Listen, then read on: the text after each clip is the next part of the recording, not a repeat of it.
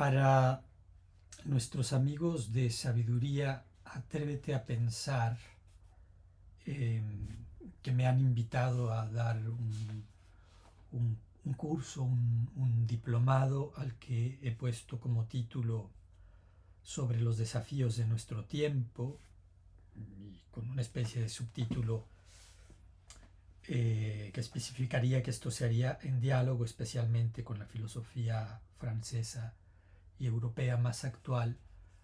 Grabo ahora mismo un video de introducción porque se ha dado un poco la circunstancia siguiente. El curso se dará en vivo, en directo, a través de la plataforma de esta pequeña empresa cultural que tiene su espacio de acción en línea. Pueden ustedes acudir a las redes sociales, al Facebook en especial para encontrarlo, Sabiduría, Atrévete a Pensar. Este sería un curso que ellos ofrecen, eh, pues que de, es de pago y creo que dan un diploma que emiten en cooperación con alguna universidad. Son cosas que se conversan muy rápido por internet y de las que confieso no guardar en la mente todos los detalles.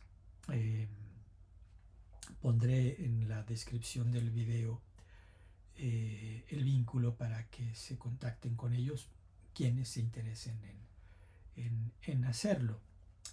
Bueno, pues resulta que en la calendarización que ellos han encontrado oportuna en su espacio para que se den estos cursos quincenales que estaré dando en directo, eh, pues estos se empalman con un seminario que estoy dando en el doctorado en Artes y Humanidades de la Universidad Autónoma de Querétaro durante una hora.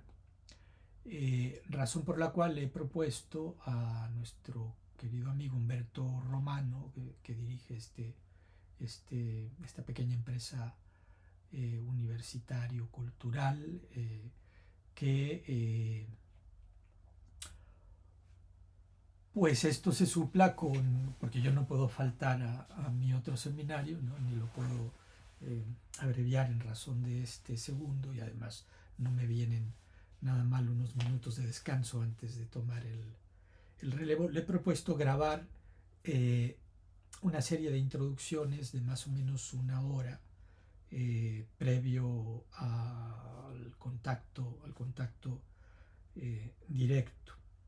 Este sería el primero de estos videos que además, pues como van a estar grabados, también hemos acordado que los puedo poner en mi propio canal de YouTube para aprovechar y poner algo allí, porque hay esta situación ambigua de si se tiene un canal de YouTube para difundir las conferencias que de repente da uno en línea, luego ese canal se queda allí inmóvil y tampoco es bueno. Y entonces, bueno, cuando se tiene algo que poner allí, se pone. Y además esto es benéfico eventualmente es benéfico para el propio curso formal que se estará dando en la plataforma de sabiduría. Atrévete a pensar. En esta primera sesión, entonces, eh, pues se presentaría el curso y diría yo presentaría yo algunas primeras ideas basándome en alguna lectura eh, que les haga, en este caso creo que de eh, un libro mío inédito que hacía este abordaje ya del problema de nuestro tiempo en diálogo con la filosofía francesa, en un diálogo especialmente eh, muy cercano con la filosofía francesa contemporánea, aunque antes de estos hechos, de estos eventos tan extraordinarios, que estamos viviendo y que están transformando radicalmente, bueno, que justamente están mostrando ante la opinión general, ante la percepción general, esa transformación radical de la situación, o sea, de nuestro tiempo, del presente, que el pensamiento ya venía eh, observando, ya venía destacando, ya venía subrayando desde antes, porque como diría Ortega, estos grandes acontecimientos de superficie se vienen preparando, se vienen anunciando subterráneamente desde mucho tiempo atrás. Sobre los desafíos de nuestro tiempo sería entonces el título de este seminario, es lo que yo propuse más que un curso, ¿verdad? Y en el seminario pues de lo que se trata es de dialogar, de conversar con los miembros del seminario, ir enriqueciendo la exploración del asunto con la experiencia, las lecturas de todos, las inquietudes, las observaciones de todos, eh,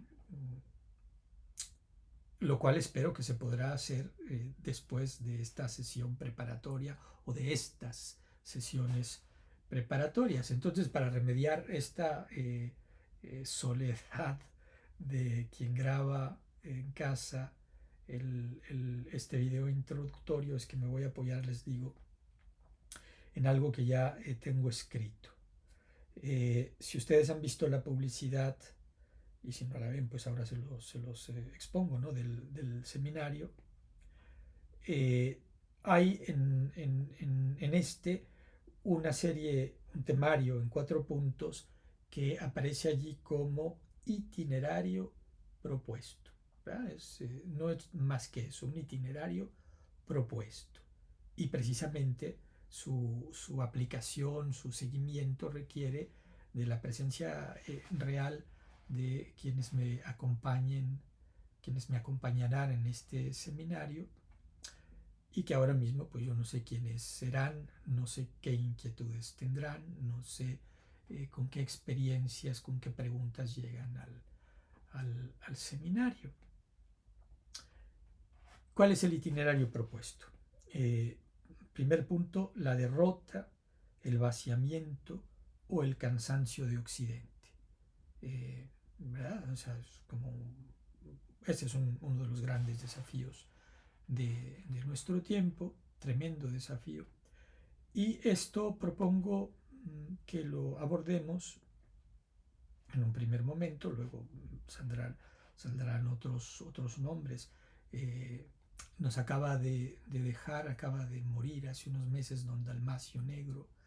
Entonces, bueno, me interesaría, por ejemplo, prolongar de esa manera mi diálogo con él, revisando los textos de don Dalmacio Negro, entre los textos de nuestro idioma, pero no solo los suyos. Más allá de estos, por ejemplo, los del maestro de su maestro, que es Ortega, o sea, porque vivimos una época que tiene mucho en común con la época de Ortega. Y entonces, bueno, es algo que podemos, de Ortega, de Husserl, de Valéry, ¿verdad? O sea, podemos pensar en estos autores de hace más o menos, que hace más o menos un siglo, antes de las 2 conflagraciones mundiales. Eh, Nosotros ahora justamente estamos bajo la amenaza de nuevas guerras, bajo la existencia real de guerras tremendas que han vuelto al horizonte, al escenario, y bajo la amenaza de que eso pudiera prender, ¿no? De que pudiera volverse pues una guerra mundial, como dice Trump, por ejemplo, ¿no? En esta escena, en esta entrevista que tuvo con él Zelensky, donde lo regañó, pero no te das cuenta, estás jugando con fuego, puedes provocar una tercera guerra mundial, pues lo dice abiertamente el actual presidente de los Estados Unidos, pero es algo que los analistas y los hechos nos vienen diciendo desde hace 3 años, confirmando por otro lado que cuando Macron durante la pandemia decía nous sommes en guerre, ¿verdad? No exageraba demasiado, que ahora precisamente está llamando a la guerra, ¿no? Queriéndose ir a la guerra. Estamos en un contexto de guerra, en un contexto de fuerte tensión entre las potencias del mundo, de reconfiguración del tablero geopolítico, económico, pero también de reconfiguración del tablero político, porque las clases en el poder, Macron de nuevo es un ejemplo estupendo, ya no se interesan en legitimarse frente a sus presuntos representados, ¿verdad?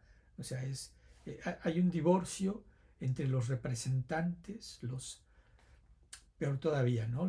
En francés estos señores se llaman élus, ¿verdad? Los elegidos. O sea, no se habla tanto de representantes cuanto de élus, elegidos. Entonces, hay un separarse. Desde Sarkozy estaba más o menos franco romper la élite política, la clase política, ¿verdad? Este mismo concepto es una autonegación, ¿no? O sea, el pueblo soberano en democracia es gobernado por una clase política. Y una clase política que además en las distintas democracias comienza a comportarse como una especie de neo-aristocracia hereditaria, ¿verdad?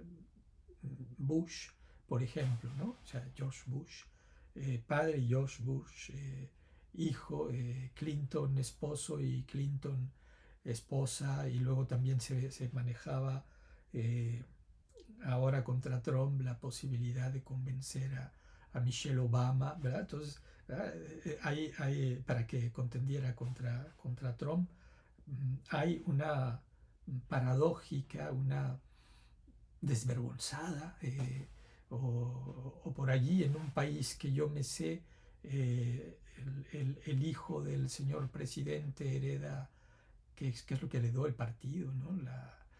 ¿Verdad? Hay un descarado nepotismo en las clases políticas mundiales, occidentales, pues, en las clases políticas del mundo supuestamente moderno, emancipado de los privilegios, etcétera, etcétera, ¿no? Hay una crisis de la representación cada vez más drástica, que hace que no solamente, les decía, no solamente la geopolítica, el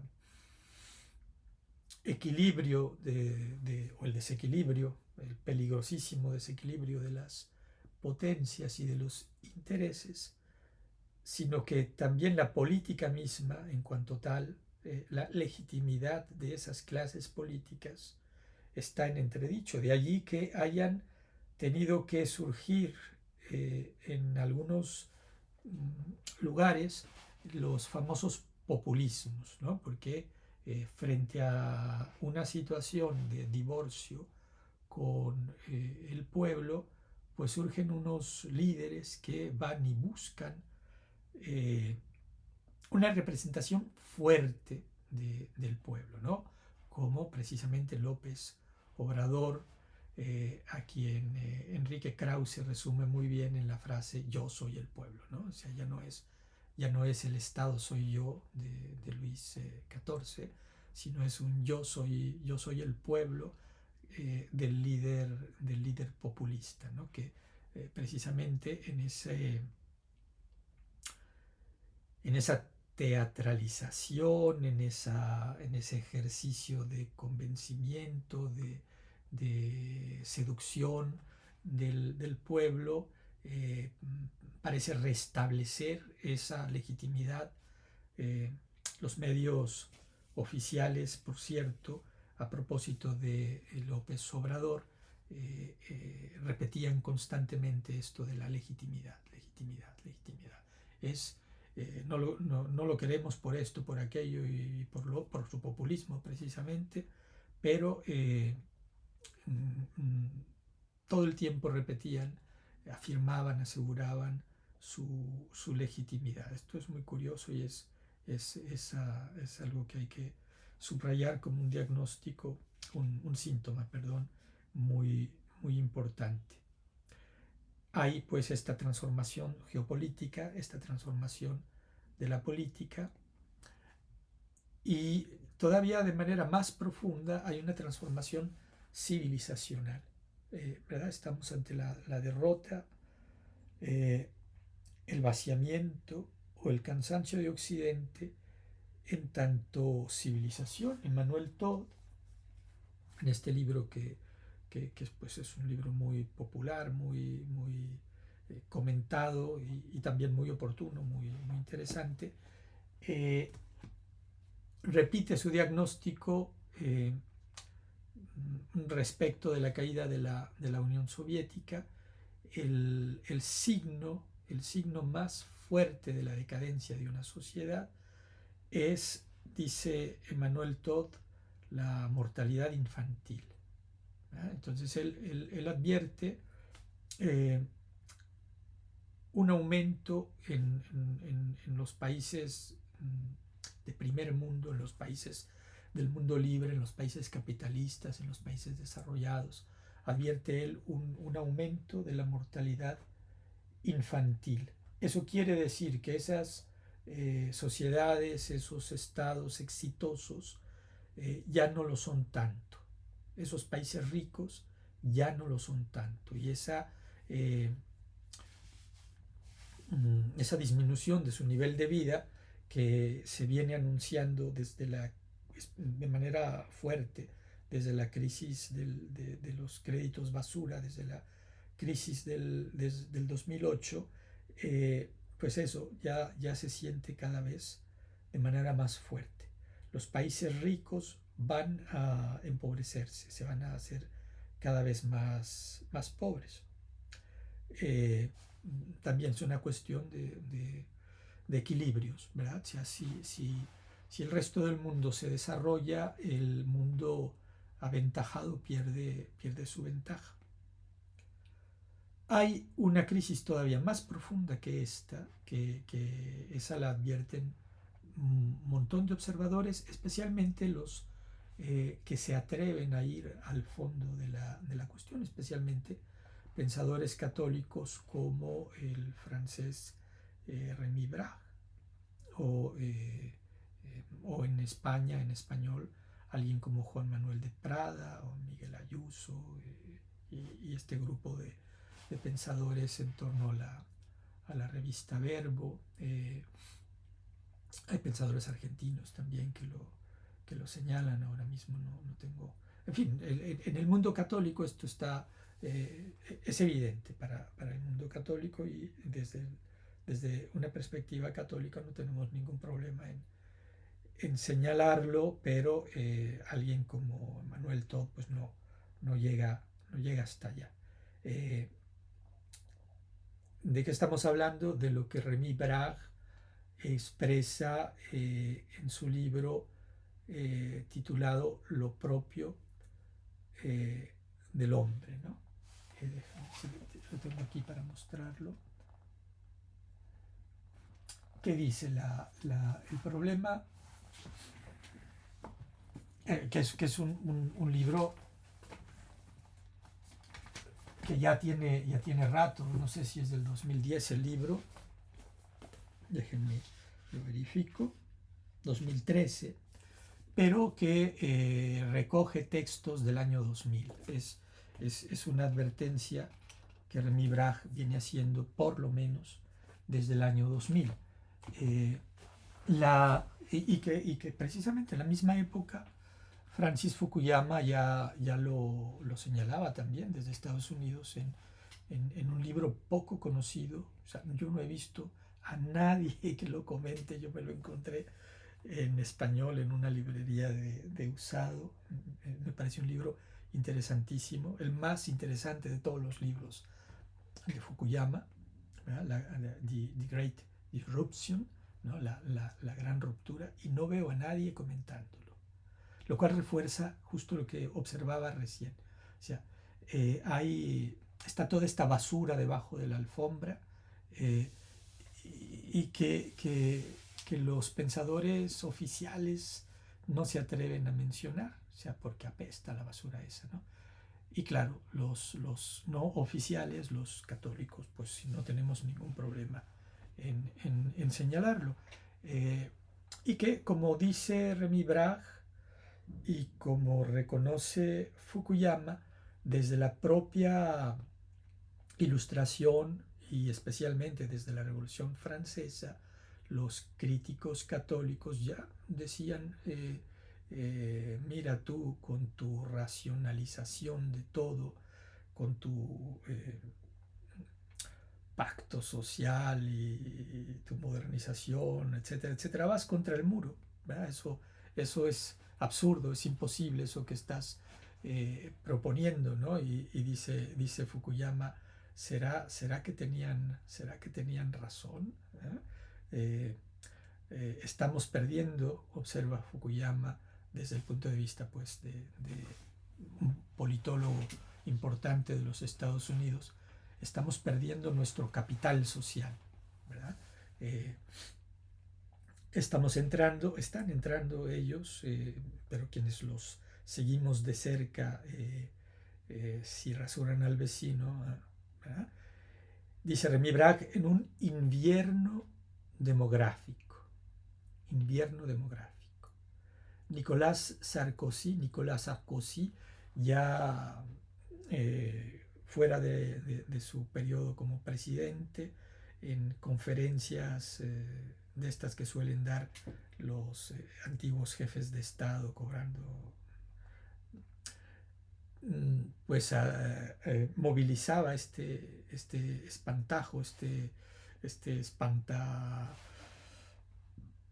países desarrollados, ¿no? Nicolás Sarkozy diciendo, pues miren, nosotros somos cada vez menos, los africanos son cada vez más, y la inmigración africana pues se nos va a venir encima, ¿no? Cuidado, asústense, preocúpense. Eh, bueno, todo esto tiene que ver con algo que Jean-Luc Nancy sí se atreve a señalar a su manera, ¿no? Que es la pérdida del sentido, lo cual me recuerda ya, volviendo a la época de Ortega, algún artículo de Marañón, ¿verdad? O sea, las familias dejan de crecer, las mujeres dejan de tener hijos, cuando se dan circunstancias que les cierran el horizonte, les cierran la esperanza, y eso es lo que ha vuelto a suceder en la Europa contemporánea. O sea, las situaciones no solamente económicas, políticas, geopolíticas, ideológicas, sino incluso más profundamente que esto todavía, las circunstancias religiosas, eh, pues han hecho que la gente en los países desarrollados no se reproduzca. Y esto reconoce Francis Fukuyama en The Great Disruption. Tiene que ver con una aparentemente planificada, aparentemente concertada, muy estudiada, muy científica destrucción de la familia, ¿verdad? Si destruyes la institución familiar, tienes un primer momento donde, esta nueva forma de explotar el petróleo, ¿no? Que revientas la tierra para encontrar estas bolsas de petróleo que antes no se podían explotar y ahora sí, y por eso los Estados Unidos son ahora una gran potencia petrolera, pero el costo ecológico, vamos a ver, ¿no? Bueno, pues igual, la destrucción de las familias hace que económicamente eso sea a corto plazo muy rentable, pero a largo plazo, y ni tan largo, produce eso que dice que Francis Fukuyama llama una erosión del capital humano. Francis Fukuyama habla incluso en dos sentidos, no solamente en el sentido cuantitativo, o sea, de que hay menos hijos, menos familias, menos hijos, menos población, sino también en el sentido cualitativo, porque las familias disfuncionales no producen personas con las cualidades que tenían esas personas que surgían de familias todavía tradicionales. Esto es algo que Finkielkraut también ha señalado en varias ocasiones, ¿no? En sus debates, por ejemplo, con Regis, o conversaciones con Regis Debray. La democracia que salvaron hombres como dice él, ¿no? Que salvaron hombres como Churchill o De Gaulle, no produce hombres como Churchill o como De Gaulle, ¿verdad? O sea, que es lo que se menciona ahora desde todos los puntos de vista en relación a estas bravatas de Sarkozy y compañía, los ingleses, los franceses, incluso Sánchez desde España, ¿no? Los polacos, estas bravatas de vamos a ir a la guerra contra Rusia, pero es que resulta que el hombre que han producido estas sociedades, el hombre deconstruido, dirían algunos, pues no va a la guerra. Una guerra, por cierto, la guerra real, la guerra dura, en donde los que están yendo al matadero son los hombres, ¿no? En Ucrania y en Rusia, rebasando totalmente esta ideología de la noche a la mañana, ¿no? En este y muchos otros aspectos, la ideología dominante, el pensamiento único y absolutamente descarado en su censura de todo aquello que lo contradiga en lo más mínimo, en una especie de sovietización del espacio del mundo libre. Pues eso, de la noche a la mañana eso se viene abajo. Entonces, la derrota, el vaciamiento o el cansancio de Occidente. Estamos ante esta situación desde muchos puntos de vista muy drásticos, muy reales, muy tremendos. Y todo esto está ocupando el pensamiento en Estados Unidos, en Europa, en Iberoamérica. No sé yo qué tanto, no percibo yo que mucho, no lo veo. El nuestro sería una pequeña excepción. Incluso, pues, les digo, en un libro que empecé a escribir en 2011, que vengo desde entonces anunciando y que no he tenido ocasión de terminar, que al principio se titulaba Que nosotros no tenemos ni historia ni filosofía, y que ahora dudo, porque, en fin, entre tanto ha ocurrido lo del COVID, ha ocurrido este asunto de la vuelta del jinete del apocalipsis, de este otro, ¿no? El de la peste, el de la guerra. Entonces, en ese libro que empecé a escribir sobre los densos nubarrones que se nos venían encima poco después de la crisis del 2008, 2011, que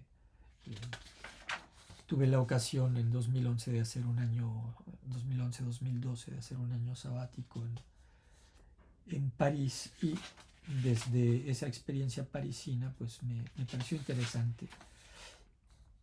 Estar en París pues te da acceso a un montón de publicaciones que en Querétaro no, o ni siquiera aquí en Las Palmas, no,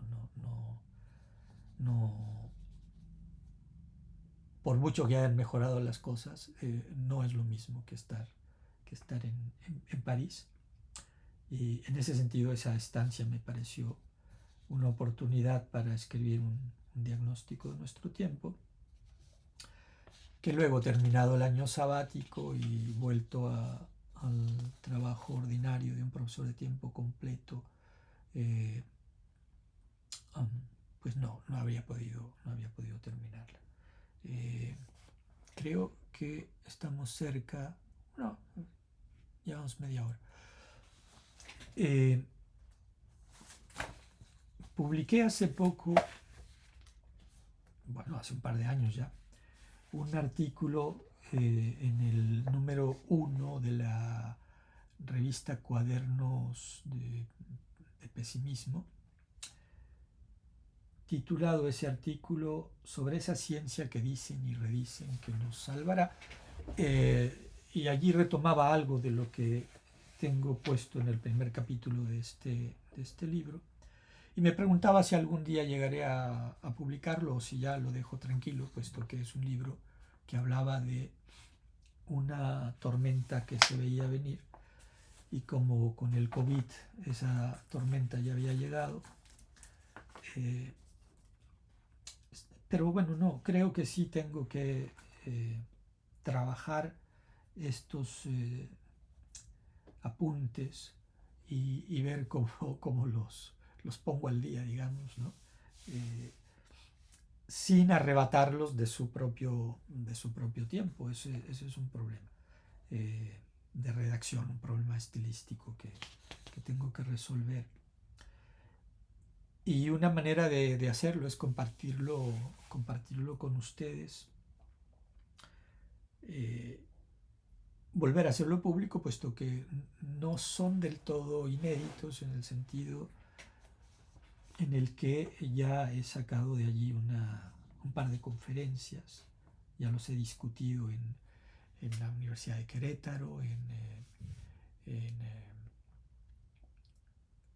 la Universidad de Sinaloa y en la Michoacana, Universidad Michoacana de San Nicolás de Hidalgo. Déjenme ver si esta cosa...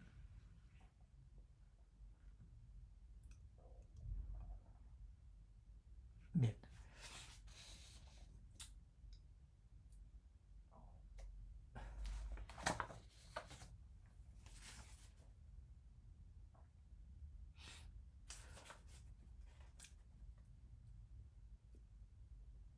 Bueno, sí, ya les leí la serie de temáticas sobre esa primera temática. Viene a cuento el primer capítulo de ese libro inconcluso que se titula El desafío o la chance del sentido. Les leo entonces, quizás me detenga a comentar, y sobre todo, pues ya en el seminario, una vez visto este video introductorio, podemos conversar sobre ello, ¿no? El desafío o la chance del sentido. Escribe Jean-Luc Nancy a la entrada de su por lo menos muy sugerente libro Un pensamiento finito, en aparente oposición a cierto texto clásico de la modernidad filosófica, en el que, según Enrique Dussel, el orgulloso Occidente nos excluye ya de su logos objetivista y colonizador, y con ello de la propia racionalidad, nada menos, que el sentido es a partir de ahora la menos compartida de todas las cosas del mundo, y que por eso mismo lo que desde ahora compartimos no es su posesión, sino su tarea, su cuidado y su oportunidad. Escribe entonces Jean-Luc Nancy, estoy comentando un texto de un par de años después de la caída del muro de Berlín, ya pues a la caída del Imperio Soviético y de esa religión secular en la que parecen haber creído muchas élites, parecen haber creído.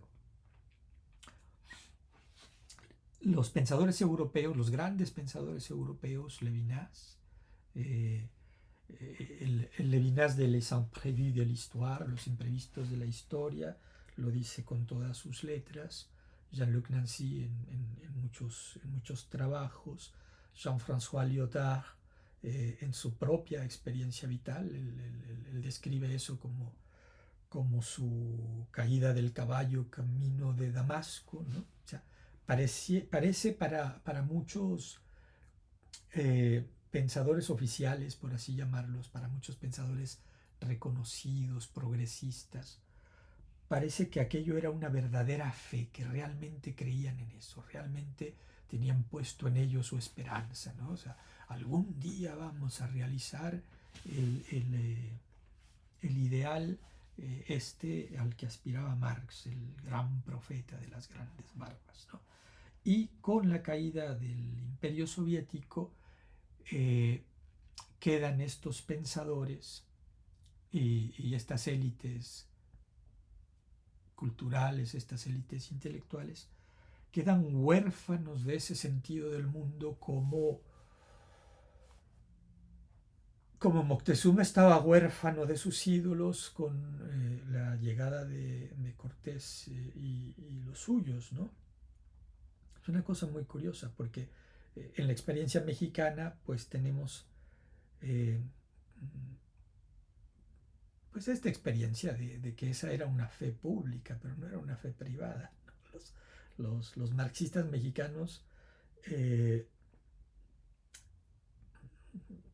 no eran tan crédulos, creo yo, no percibo yo que fueran tan crédulos, aunque ese es todo un tema y toda una interrogación. Sobre todo, tan huérfanos de su sentido final no se les vio.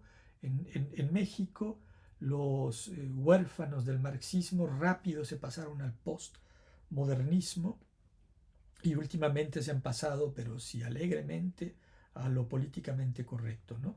De un imperio pasaron al otro, sin ningún problema, sin ninguna crisis de conciencia. Esto en Europa, en Francia, al contrario, parece que sí provocó un gran desgarramiento, el final del sentido, dice Nancy, y en Lyotard todo este pensamiento de la postmodernidad, ¿no? O sea, todo este desengaño de esa religión del progreso en la que él, con Hegel, con Marx, había creído y que lo llevó a redescubrir lo que Husserl y Ortega trabajaban unos 70 años antes, ¿no? Donde pues Husserl se quejaba de que la gran fe en la razón, ahora no, de aquella gran fe en la razón en su época, en los años 30, ya no quedaba sino una pequeña fe en la razón. Una época, por cierto, en la que la crisis del liberalismo dio de sí unos superpopulismos tremendos, tales como el fascismo y el nazismo, ¿no? Entonces, insisto, estamos en una época particularmente preocupante. Yo no soy ni liberal ni partidario de la que llamo, para decir que eso es mentira, llamo democracia real.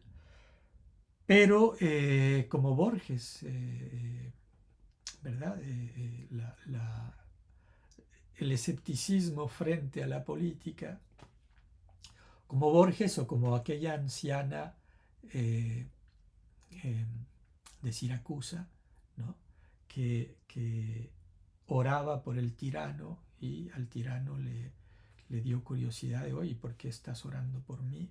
Y le respondió aquella mujer, le dice, mira, cuando estaba tu abuelo, oré porque muriera tu abuelo y vino tu padre, que era peor que tu abuelo.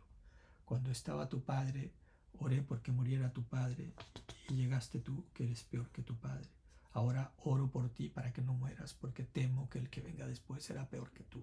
¿Verdad? Entonces, este es el sano escepticismo que tenía Borges en política y que me parece a mí, eh, y que recoge esta sabiduría antigua subrayada por Santo Tomás de Aquino, de quien es la versión más que he leído más recientemente, no la versión más reciente, ¿no? Sobre la monarquía, creo que es donde cuenta esto Santo Tomás de Aquino. Entonces, bueno, eso, a mí no me gustan los regímenes políticos que tenemos, no me gustan nada, eh, pero cuidado que si se nos caen encima, si no solo se tambalean, sino que se derrumban, siempre puede venir algo peor, siempre puede venir algo peor. O sea, el progreso en este mundo es, ¿verdad? Es lo que les decían, justamente volviendo a los críticos de la revolución, ¿no? Lo que el tradicionalismo, eh, ¿cómo se llaman estos pensadores tradicionalistas? Bonal, eh, estos que relevó o continuó Donoso Cortés en España, el propio Donoso Cortés, entonces, de Mestre, ¿no? O sea, lo que críticos del liberalismo, de la revolución, bueno, del liberalismo y de la revolución, como estos y de la democracia, ¿no? Les decían, bueno, mira, esta idea de que aquí vas a construir el paraíso, ¿ah? Precisamente hay que tener muy poca cultura cristiana para creer muy poca cultura para creer tamaña tontería, ¿no? Y sin embargo, se supone que el mundo libre, el mundo ilustrado, creía eso. Es en ese sentido que se puede decir que nosotros nunca hemos sido modernos, porque ¿quién ha creído eso en Iberoamérica? Yo creo que somos demasiado católicos para habernos tragado algo como eso. E incluso sería interesante tener el testimonio, ¿no? Yo no me tengo una cultura muy pobre de lo que ha pasado en los eh, bueno, he conocido a personas de países soviéticos, pero bueno, con unas cuantas personas uno no tiene sino unas cuantas piezas del rompecabezas. Hay un indicio extraordinario de lo que realmente pasaba en la Unión Soviética, que es esta rapidez con la que eh, en Rusia se recupera el sentido de la ortodoxia. ¿Cómo recuperas tan rápido algo que llevaba un siglo superado? Eso quiere decir que esa superación no era sino una superación de superficie, una máscara, una, eh, una impostura, ¿eh? Una impostura como las que se viven en otras partes. En México también hay una impostura laicista, ¿no? E incluso en Francia hay altos niveles de esta impostura. Especialmente a nivel del pensamiento oficial, de la clase política, de la clase intelectual. Regreso al texto. Lo releo. Escribe Jean-Luc Nancy a la entrada de su por lo menos muy sugerente libro Un pensamiento finito, en aparente oposición a cierto texto clásico de la modernidad filosófica, en el que, según Enrique Dussel, el orgulloso Occidente nos excluye ya de su logos objetivista y colonizador, y con ello de la propia racionalidad, nada menos, que el sentido es a partir de ahora la menos compartida de todas las cosas del mundo, y que por eso mismo lo que desde ahora compartimos no es su posesión, sino su tarea, su cuidado y su oportunidad. Al igual que hacía Descartes en su célebre discurso de iniciación o de invitación a la filosofía y de refundación, una vez más, de la misma, esta vez en la lengua de una formidable potencia emergente, desde la que sin lugar a dudas es el día de hoy todavía una de las 3 o 4 lenguas filosóficas dominantes de Occidente, Jean-Luc Nancy también nos incluye a nosotros, a todos nosotros, en la insoslayable cuestión del sentido, y de un sentido que de pronto es algo más, y no tan solo o no exactamente algo menos que el buen sentido o razón. Se trata, escribe Nancy, del sentido de la vida, del hombre, del mundo, de la historia, el sentido de la existencia, es decir, la existencia que es o que hace sentido y que sin ello no sería existencia, y el sentido que hace existir y que sin ello no sería sentido. El pensamiento abunda, no se ocupa nunca de otra cosa. Si hay pensamiento es porque hay sentido, y es según el sentido que cada vez da y se da a pensar. Y al respecto Nancy también se deslinda, como el autor del discurso del método, de la mera inteligencia, de los filósofos de profesión o de cabinet, a quienes, si algo los caracteriza como tales o como meramente tales, amén o al ras de su inmanencia de meros profesionales, es la pereza o la cobardía e incluso la irresponsabilidad de no afrontar precisamente la cuestión o el desafío del sentido, ¿verdad? Entonces aquí regreso a lo que les decía recién, ¿no? Filosofar de veras es arrojarse al ruedo, tratar de agarrar al toro por los cuernos, con el riesgo de que te vaya mal en el ejercicio, y no se identifica con el trabajo del filósofo profesional, o del, mejor dicho, el profesional de la filosofía, que especialmente en nuestras periferias es un comentarista de obras ajenas, ¿no? ¿Verdad? En nuestros países hay más filósofos que en los países dominantes. En los encuentros mundiales de filosofía el español se volvió pronto lengua oficial, no tanto por la calidad cuanto por la cantidad, ¿verdad?, de los socios de la Federación Internacional de Sociedades de Filosofía. Pero desgraciadamente la actividad filosófica en nuestros países suele ser una actividad de filósofo de cabinet, o sea, no de torero filósofo como Ortega, ¿no? Como le decían a Ortega en Alemania. Y entonces, bueno, ¿qué pasa con nosotros? ¿Qué pasa con nuestra clase intelectual, si es que la tenemos, ahora mismo que están sucediendo cosas tan tremendas a nivel mundial? ¿Quién está? ¿Qué debate hay en nuestras universidades, en nuestros ámbitos político-intelectuales, en nuestra ágora, si es que tenemos un ágora? Pero el hecho es que precisamente una de las principales características de nuestro tiempo es el de la evidente desaparición del ágora, ¿no? O sea, no hay tal cosa como un ágora. La presunta ágora se nos ha revelado ya como lo que siempre había sido, pero eh, muy eficazmente, y ahora se ha replegado, ya nos ha mostrado que no es más que una pravda, ¿verdad? Un órgano de propaganda.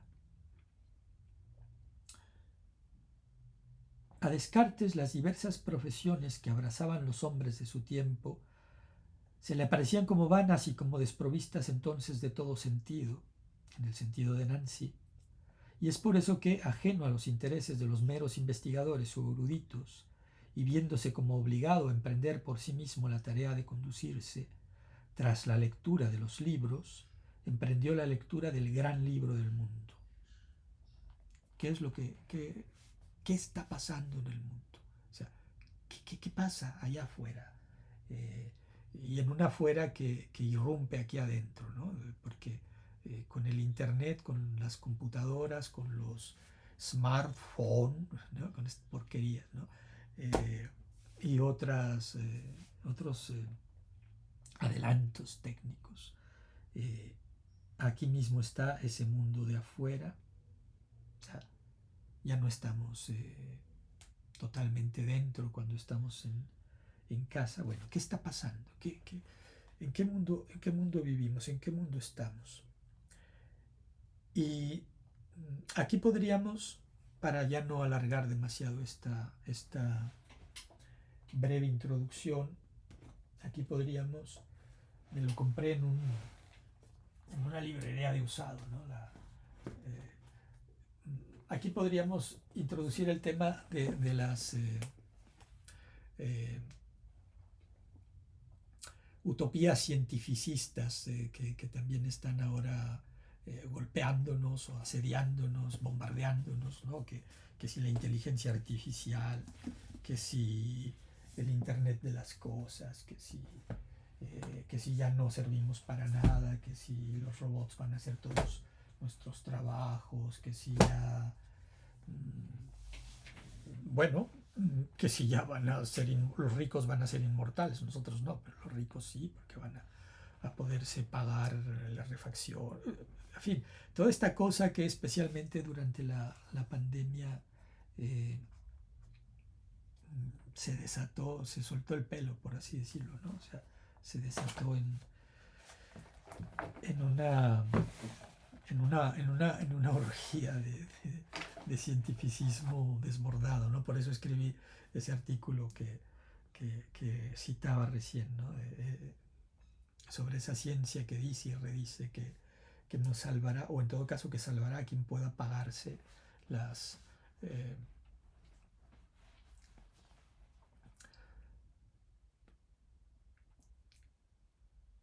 ¿Qué tan inculto, qué tan ajeno a nuestra tradición hay que ser para creer que un régimen político, la dictadura del proletariado, va a preparar el advenimiento del paraíso en la tierra?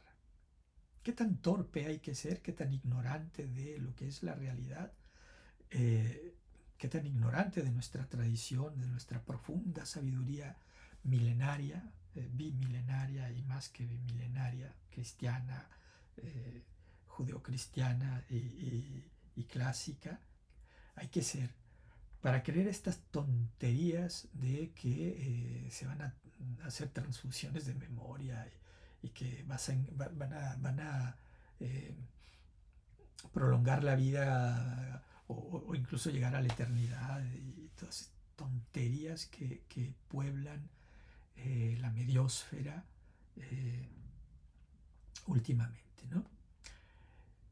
Incluso recordarán que al inicio de la guerra, hace casi 3 años, pues, volvieron a sacar a y desde el más alto nivel, ¿no? Desde el Senado de los Estados Unidos, volvieron a sacar el tema de los extraterrestres.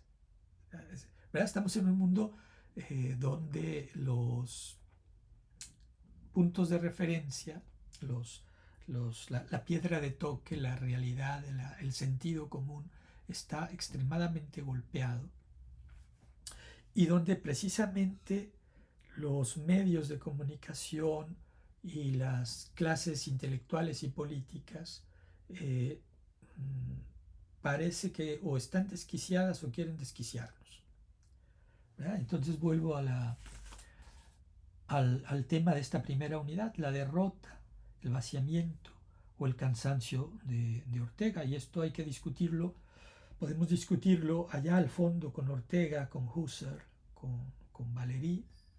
¿Cómo se llamaba este alemán de la caída de Occidente? Spengler, ¿no? Con Spengler y otros, pues. Y en corto con Remy Braque, con Jean-Luc Nancy, con Emmanuel Todd.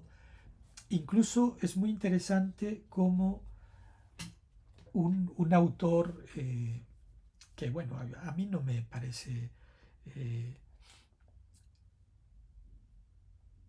es como el Fernando Savater francés, Michel Onfray. Pero es interesante cómo Michel Onfray, que es pues alguien que representa algo en la opinión semiculta francesa. Es interesante cómo Michel Onfray y Michel Houellebecq, que hace un año hizo precisamente un diálogo en este sentido con Michel Onfray, entre otros, ¿verdad? Pero estos dos que son así como muy representativos de la cultura mediática, de la cultura exitosa en la Francia contemporánea, también están en el discurso declinista.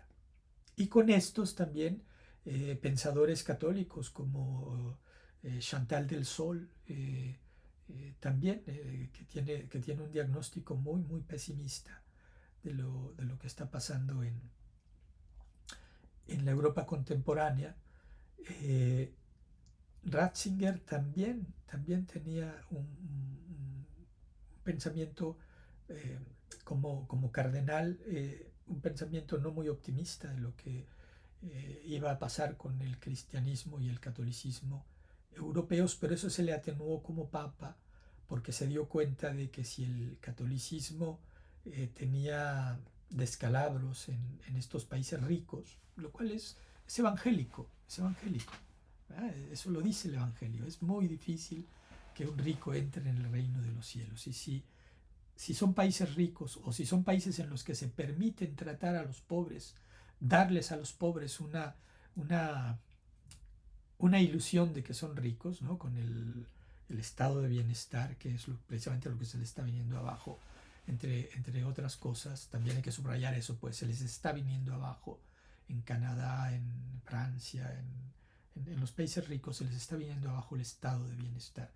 Se les está viniendo abajo esta vida de ricos que les daban a sus pobres, ¿no? Dice Jean-Luc Nancy en su conferencia